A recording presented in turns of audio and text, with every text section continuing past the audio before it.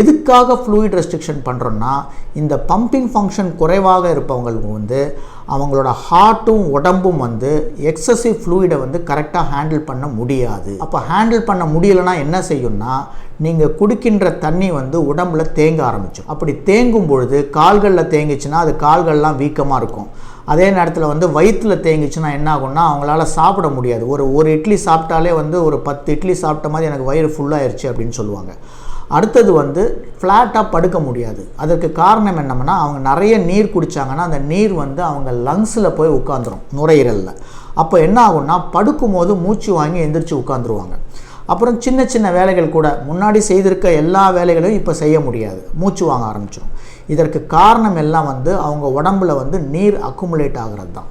உங்களோட மருந்து மாத்திரைகள் உங்களோட ஹார்ட் ஃபங்க்ஷனை வச்சு உங்கள் டாக்டர் வந்து சொல்லுவாங்க. ஸோ 1 லிட்டர்லேருந்து மேபி ஒரு 2 லிட்டர் வரையும் நீங்கள் தண்ணி வந்து குடிக்கலாம்.